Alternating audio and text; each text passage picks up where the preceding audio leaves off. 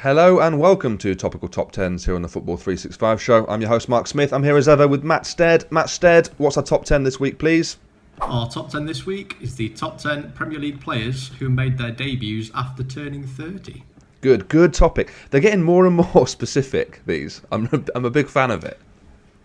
Yeah, it's getting quite ludicrous now. It's very much kind of tailored to SEO now. We're doing full Google search engine sentences now.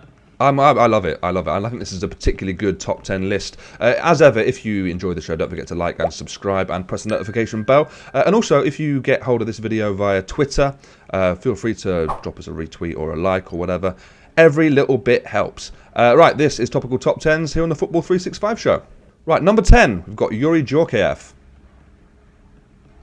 Everyone's second favourite Galactico, I think, Mark. Is that right for you? Galactico. Oh, I like that. I've not heard that before. Yeah, is that common parlance? I'm claiming it as my own now. I've just invented it right now, so it's all me. Yeah, obviously JJ Koch is number one. He can't make the list because he was, I think, 28 when he started playing in the Premier League. There are a few other ones, though. I mean, Campo, huge fan favourite. But yeah, Djorkaeff's got to be number 2 in that list, hasn't he? Or number 10 in our list. Yeah, yes, of course. There's probably a shout for Campo, but in terms of Djorkaeff, he was one of the first ones who kind of came into Allardyce's Bolton team, and he kept them up in his first half season there, and he did the same thing in his first full season. I think they finished 17th in that, and then it was the season just before he left. They finished, I think it was 8th, and they reached the League Cup final with I think he scored 9 goals in that season, and he was one of those players that really did change the style of that Bolton team. It was a very good player. And so exciting to see a player like that at Bolton. No disrespect to Bolton, of course, but what a period that was. Right, number 9, this was someone who I was absolutely buzzing for weeks when he came to the Premier League, Jurgen Klinsmann. I don't think the media were they? They went for him straight away, didn't they? Klinsmann, absolutely. Obviously, over the diving stuff, 1990 World Cup, getting the Argentina player sent off in the final there. But he actually, I think he's got the record for the most World Cup goals scored by any player who's ever played club football in England, Klinsmann. Oh, wow. I hope that's right, that stat. Otherwise, we'll be hearing about that. I mean, Klinsmann, he got a lot of stick straight away, didn't he? But, I mean, if I remember, he scored on his debut away at Sheff Wednesday, and then immediately that iconic diving celebration with that great Tottenham side. That seemed to put that to bed pretty quickly. Yeah, he won people over very much so. I think it was just humility. Obviously, his goals kind of won him over for the Tottenham fans, and he actually came back as well for the second part of the 97-98 season and kept them up with his goals again there. So, yeah, very good player again. In the over 40 list, then. Number 8, we've got Zlatan Ibrahimovic.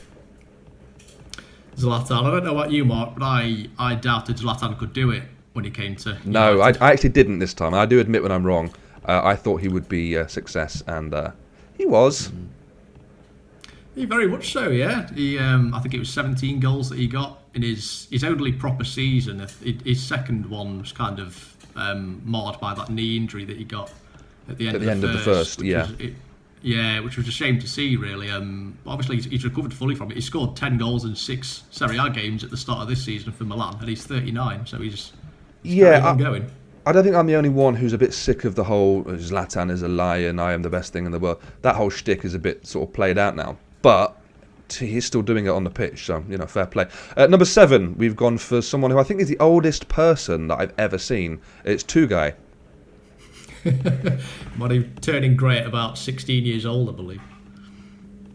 Yeah, he was, but I mean, what a player. Like, he was just someone who, the way he passed the ball was just like, on the old Pro Evolution soccer games, if you had a really good player and you pressed the triangle button, it'd like skim across the carpet like that. Perfect. And that's what Tugay seemed to do every single time he got the ball. Yeah, he had an unbelievable technique. I think he's probably more remembered for his long-range goals. He scored a couple of screamers for Blackburn. But his passing range and his technique, definitely absolutely brilliant. There was one game, it was Boxing Day 2006 against Liverpool, where he sent Steven Gerrard for a hot dog with a couple of step-overs, played in Morton Gamps Pedersen, and he crossed for Benny McCarthy to score the winner. And it was an absolutely brilliant piece of play from Tugay, especially. Yeah. Number 6, arguably the most famous name on this whole list, I'd say, Ruud Gullit. He's certainly up there, Gullit. Yeah, he was one of the trailblazers, I think, for the Premier League as a whole. And there's a couple of Chelsea players on this list. There's a couple we left out as well. Yep. They've kind of gone to that well of going for the not over the hill players, but players who are coming towards retirement. They've still got a bit left to offer. But Gullit was definitely he was a perfect example of that. He was very much a pipe and slippers footballer in that Glenn Hoddle side. Absolutely. I think I'm right in saying that in his first Chelsea season, in the Premier League sticker book, every other player was obviously marked by their position of goalkeeper, defender, midfielder or forward, whereas Gullit was actually labelled under libero, which is wow, a very lovely thing. Yeah. So that's it's very one for the purists. Changed how we saw tactics, I think, at that time, especially. Yeah, and that's fair to say. So the first 5 we've got in this list have all been big foreign exports. Brought here, exotic players. We all want to see them. Number 5, though, we've gone Wes Morgan, a player who went to Leicester in his late 20s, but didn't get into the Premier League until 30, 31. But Wes Morgan's there. Yeah, 30 years of age when he made his Premier League debut. He signed for Leicester when he was 28, obviously very much a Football League stalwart at that time. Didn't really ever seem like he'd get his Premier League chance because Nottingham Forest are never going to get promoted ever again. No. So he went to Leicester, finally got his chance there. First season, obviously, they battled relegation. And then all of a sudden in the second season, they just decided to win the title. Wes Morgan was captain, didn't miss a single minute. I think he's the only other player to do so was John Terry, so he's in elite company there. He is, yeah, and a very, very likeable guy as well. I think everyone was sort of rooting for him and for Leicester that season. Number 4, we've already mentioned Gullit and being libero. Number 4, we got Claude Makelele, someone who essentially made his own position and has that position now with that holding defensive midfielder has become something that's a staple diet of a lot of Premier League managers. Yeah, very much so. He's obviously had the role named after him, and you don't get that for no reason, really. I think it was Ranieri who signed him. He had a decent first season at Chelsea. They finished second, got to the Champions League semi-finals, but it was when Mourinho was appointed that he was really came into his own as the hub of that team. They won a couple of titles. Didn't do well. I mean, they did well in Europe, but didn't do as well as they'd expected to. But Makelele, was very much, like I say, the kind of the engine, as Zinedine Zidane referred to him at Real Madrid. Yeah, didn't do anything spectacular, but did everything effectively and directly. Just, remarkable, really, what he managed to do. Number 3. Now, your top 3 here, Steady. You've got 2 goalkeepers. The first one, Jens Lehmann. It does, it feels like a bit of a cheat to put goalkeepers in. Really poor stuff from you, I've got to say. Yeah, I know. I'm very sorry about this, but in terms of the 2 that we've chosen, Lehmann, especially he was brilliant to watch, wasn't he? He was an absolutely mad goalkeeper, but at the same time he was a brilliant goalkeeper. Obviously prone to a couple of mistakes. Decided to get sent off in the 2006 Champions League final, which was quite silly of him, really. But even that came. It was kind of in the middle of that historic Champions League run, and he's still got the record for most minutes without conceding a single goal in the competition. Yeah, like you say, really great goalkeeper, but quite erratic at times. The sort of goalkeeper you want to watch, but as long as he's not playing for your side. Number 2, and this could have been number 1 for me, Gianfranco Zola, another Chelsea player. Yeah, there might be a couple of complaints about that. I think it could be a generation thing, really. I was quite young when Zola came around, but obviously I still saw the clips of him. It was that goal against Norwich in the FA Cup, I think it was. Yes, the near post flick from that corner at the front post. That's the one that kind of lives long in the memory. But even then, like not seeing him firsthand and just seeing clips of him and just seeing kind of quotes about him. I think it was Ferguson who called him a clever little so and so. You can kind of tell the impact that he had. Again, at Chelsea, like we say, they've signed older players before, but he was probably their most legendary player, certainly before Abramovich, and even without him, I don't think they'd have got Abramovich's millions in. So, absolutely right.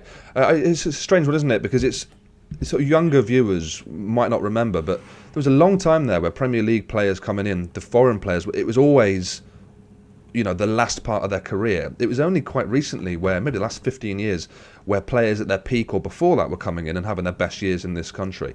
So Zola was a perfect example of someone who we thought, will have something still in the tank, definitely not finished by any means, but the quality produced for those few years was unbelievable. Right, number one, you've gone for a... You could have had Zola here, Matt. This is ridiculous. You've gone for another goalkeeper. Edwin Van Der Sar, number one. Yeah, I'll happily fight anyone over this one. I think he genuinely is one of the best Premier League goalkeepers there's ever been. Obviously, he's remembered for his time at United, winning a couple of titles there, won the Champions League. But he joined Fulham in the first place, and it was really bizarre at the time in terms of... I mean, that was one of the biggest transfer coups that a promoted team's ever pulled off, really. Yeah. I think it was 6 years after he won the Champions League with Ajax. He was in the first team with Juventus, and he only left there because obviously they signed Gigi Buffon, who was going to have to start every game, basically. So Van der Sar decided to look abroad somewhere, and he went to Fulham. And he kind of carved out a couple of brilliant years there, got a reputation for himself, and got a move to United off the back of that.